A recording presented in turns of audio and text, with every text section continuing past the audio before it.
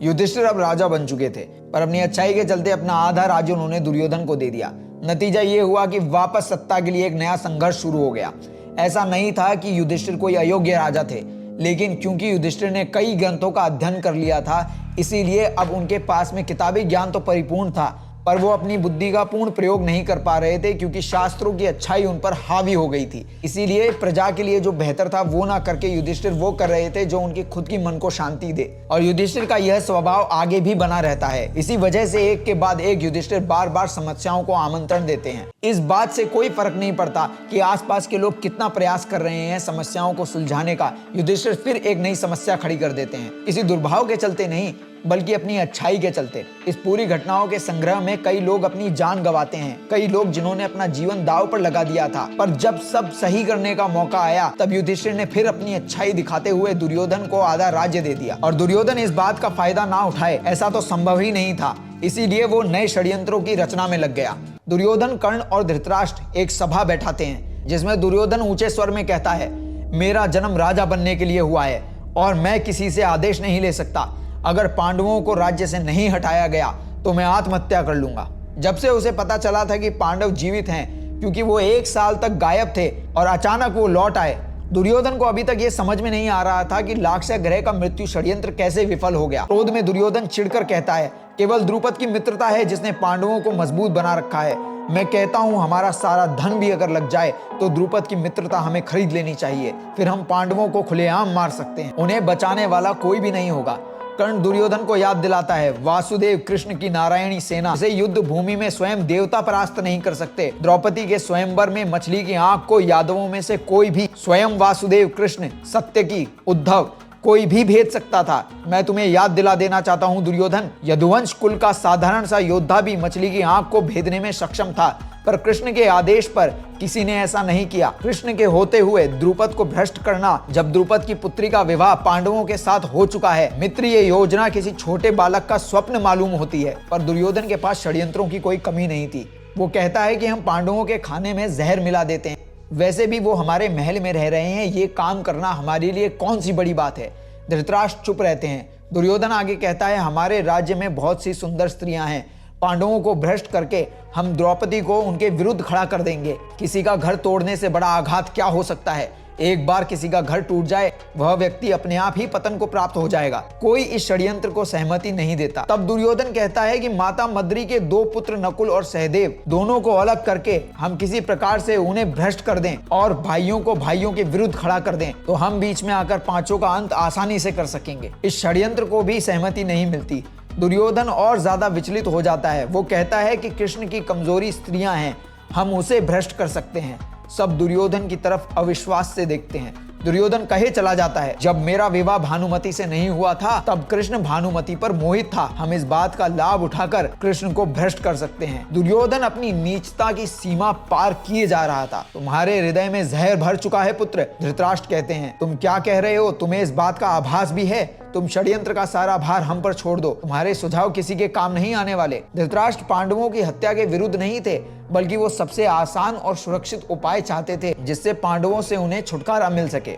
अगर उन्हें यूं ही मार दिया जाता तो हस्तिनापुर के लोग सड़कों पर उतर आते, एक अंतर युद्ध छिड़ जाता और ये उनके लिए जरा भी उचित नहीं होता। धृतराष्ट्र कहते हैं, मुझे याद है कैसे द्रुपद ने कौरव सेना को एक बार पराजित किया है, और अब अगर हमने कोई भी मूर्खता की तो अपनी पुत्री के घर की सुरक्षा के हेतु वो हम पर यदुवंशियों के साथ मिलकर आक्रमण कर देगा और तब हमारे पास बचने का कोई उपाय नहीं होगा।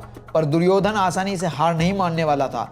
उसने कहा, मैं कोई ना कोई योजना जरूर बना ही लूंगा। और ये बात भीष्म पितामह, द्रोणाचार्य, कृपाचार्य और विदुर तक भी पहुंची। सभा में भीष्म पितामह ने दुर्योधन को चेताते हुए कहा, पांडवों को एक न्याय संगत युद्ध में हराना संभव नहीं है और अपने भाइयों की हत्या दुनिया में आखिरी कार्य होना चाहिए जो तुम्हारे मन में आ गया है। पहले ही लाक्षागृह के षड्यंत्र के बाद तुम खुद पर लांछन लगा चुके हो, ना सिर्फ खुद पर पूरे कुरु वंश पर, कि भाई ही भाई की हत्या करने को आतुर हैं। पितामह आगे कहते हैं, एक आदमी की मृत्यु तब नहीं होती जब उसकी आत्मा शरीर छोड़ दे, बल्कि आदमी की मृत्यु तब होती है जब उससे उसका सम्मान छीन लिया जाए। अब भी तुम युधिष्ठिर को अपना राजा स्वीकार करके अपने पापों का प्रायश्चित कर सकते हो दुर्योधन। युधिष्ठिर एक न्यायप्रिय व्यक्ति है, वो तुम पर कुछ भी थोपेगा नहीं, वो तुम्हें सम्मान के साथ ही अपनाएगा। तुम नहीं देखते, मैंने उसे राजा घोषित किया और उसने तुम्हें बराबर का अधिकारी बना दिया, उससे तुम निर्दयता की आशा मत रखो, वो तुम्हें एक भाई की भांति ही स्वीकार करेगा। यही वो मौका है दुर्योधन, अपना खोया सम्मान वापस पाने का, और इसके लिए तुम इतिहास में भी सही गुणों के लिए जाने जाओगे। यही तुम्हारे जीवन की दिशा को बदलने का वो क्षण है। तुम्हें अभी अपना निर्णय लेना होगा। पर दुर्योधन कहाँ पितामह की सुनने वाला था। जाने कितने विद्वानों ने उसे चेताया, आगाह किया, सही सलाह दी, पर दुर्योधन अपने पतन को आतुर था। पर जब द्रोणाचार्य ने देखा कि भीष्म पितामह वही कह रहे हैं जो वो स्वयं कहना चाहते हैं, तो द्रोणाचार्य कहते हैं, तुम छल से भी पांडवों को पराजित नहीं कर सकते दुर्योधन।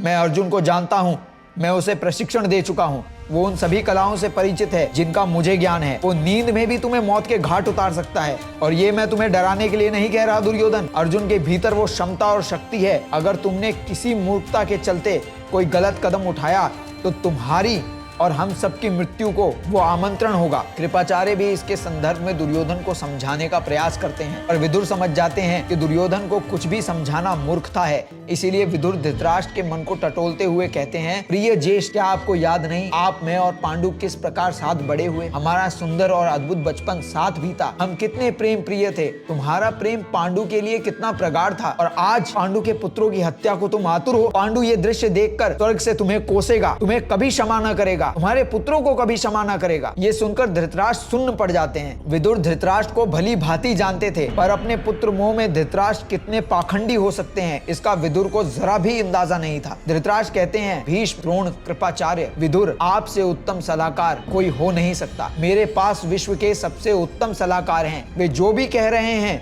वो हमारे भले के लिए है। इसीलिए पुत्र दुर्योधन, तुम वही करो जो सही है। धृतराष्ट्र दुर्योधन से ये नहीं कहते कि उसे क्या करना चाहिए, बल्कि वे कहते हैं जो सही है वही करो पुत्र। दुर्योधन सभा से उठकर चला जाता है। जब सभा के सभी दिग्गज बैठे हों तब सभा से उठकर चले जाना उनका घोर अपमान है।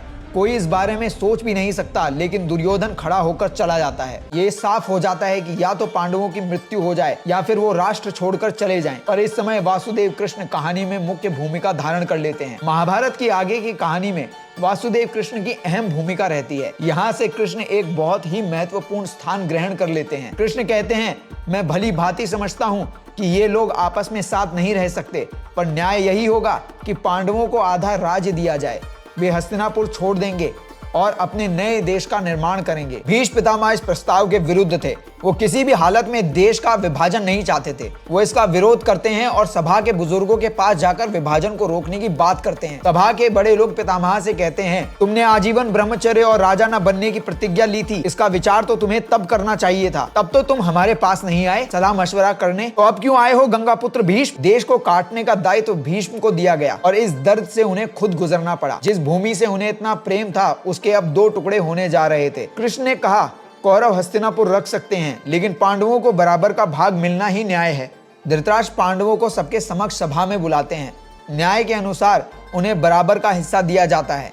धृतराष्ट्र उनसे कहते हैं, खांडवप्रस्थ कुरु साम्राज्य की एक समय पर राजधानी थी और मैं अपने प्रिय पांडु के पुत्रों को ये भेंट देना चाहता हूँ। लेकिन बुद्ध के पुत्र पुरूर्व, जो सबसे पहली कुरु पीढ़ी में थे, उन्हें ऋषियों से श्राप मिला था कि उनकी राजधानी खांडवप्रस्थ एक बंजर जमीन में बदल जाएगी। लोगों ने खांडवप्रस्थ को त्याग दिया। पूरा नगर जर्जर अवस्था में पहुंच गया। कांटों के अलावा वहाँ कुछ भी न उगता था और धृतराष्ट्र का यही तोहफा था पांडु के पुत्रों के लिए। पर युधिष्ठिर, जैसा उनका स्वभाव था, उन्होंने खांडवप्रस्थ को स्वीकार कर लिया और अपने भाइयों को लेकर वो खांडवप्रस्थ के लिए प्रस्थान कर ही रहे थे कि अचानक सभा में कृष्ण खड़े हुए। उन्होंने कहा, क्योंकि जब सब आधा बट ही रहा है तो राष्ट्र का आधा स्वर्ण, आधे मवेशी, पशु, आधे घोड़े, पहलवान सब आधे बांटे जाएं। अगर किसी को अपनी सेना का निर्माण करना है तो उसे पहलवानों की आवश्यकता तो होगी ही, और जो भी पांडवों के साथ जाना चाहता है उसे भी अनुमति हो। किसी पर कोई जबरदस्ती ना हो। हस्तिनापुर जो रहना चाहते हैं वो यहीं रहें और जो खांडवप्रस्थ पांडवों के साथ जाना चाहते हैं वो प्रस्थान करें। कौरवों के लिए भारी झटका था, पर इस वक्त न्याय का प्रपंच उन्हें इस बात की अनुमति नहीं दे रहा था कि वे कुछ भी कह सकें। पहले ही वो पांडवों को एक बंजर जमीन दे रहे थे जो किसी काम की नहीं थी। कौरवों को पूरा भरोसा था कि पांडव वहाँ वैसे भी मर ही जाने वाले हैं और दुर्योधन के पास में षड्यंत्रों की वैसे भी कोई कमी नहीं थी। स्वर्ण का विभाजन हुआ। घोड़े, पहलवान, मवेशी सभी बांटे गए। सभा और प्रजा के कई लोगों ने पांडवों के साथ जाने का निर्णय किया। ये पूरा काफिला खांडवप्रस्थ के लिए निकल गया। कई दिनों की यात्रा में मार्ग में कई लोगों की मृत्यु हुई, लेकिन जब वे खांडवप्रस्थ पहुंचे तब उन्होंने उस जगह को देखा, एक खंडर की भांति एक बंजर नगर। भीम का क्रोध अपने चरम पर पहुंच गया।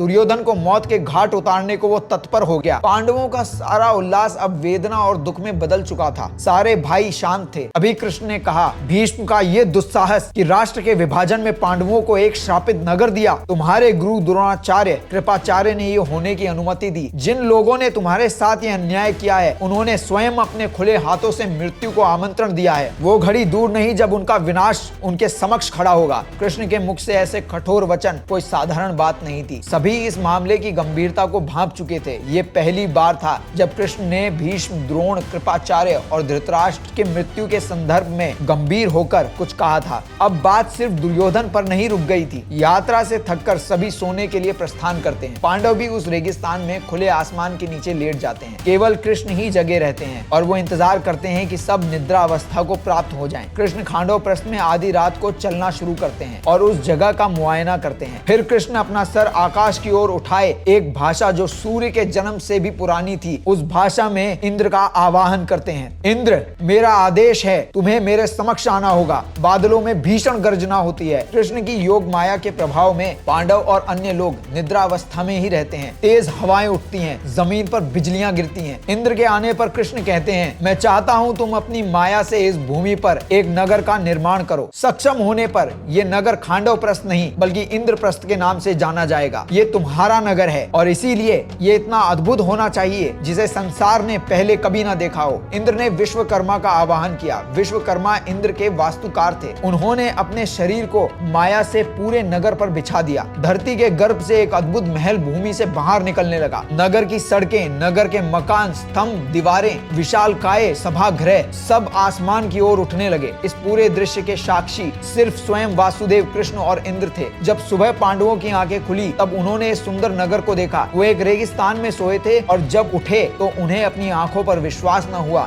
जंगल में आग की तरह खबर फैल गई कि पांडवों ने एक रात में विशाल नगर प्रकट कर दिया है। अचानक लोगों का भाव पांडवों की तरफ बदल गया। मनुष्यों जैसे दिखने वाले पांडव लोगों को देव मालूम होने लगे। अभी तक उनके बारे में बस यही कहानियां प्रचलित थी कि वे मृत्यु के बाद देवलोक गए और वहां से अपने शरीरों को वापस धारण करके न्याय के लिए वापस लौटे। और अब रातों रात एक नए नगर का उत्पन्न हो जाना, लोगों ने उन्हें देवताओं की भांति देखना शुरू कर दिया। इंद्रप्रस्थ दुनिया का सबसे सुंदर नगर बन गया और आज भी इंद्रप्रस्थ भारत की राजधानी है जिसे लोग दिल्ली के नाम से जानते हैं। इंद्रप्रस्थ के खड़े हो जाने पर अब कृष्ण और अर्जुन काफी समय साथ बिताने लगे। दोनों की मित्रता गहरी होती गई। उन्होंने कई जन्म नर और नारायण के रूप में साथ बिताए थे। इस जन्म में यही वो समय था जब उनकी मित्रता में गहराई आई। वो साथ में घुड़सवारी करते, नदी किनारे कृष्ण अर्जुन को समय समय पर उन सब बातों से परिचित करवाते जो आगे भविष्य में अहम भूमिका निभाएगी। लेकिन फिर कृष्ण ने अर्जुन से कहा, हमें अब अपने साम्राज्य का विस्तार करना है। इंद्रप्रस्थ के पास ही एक घना जंगल था। यमुना नदी के किनारे बैठे हुए कृष्ण कहते हैं, हमें इस जंगल को जलाना होगा। अर्जुन ने कहा, माधव, ये जंगल कितना घना और सुंदर है,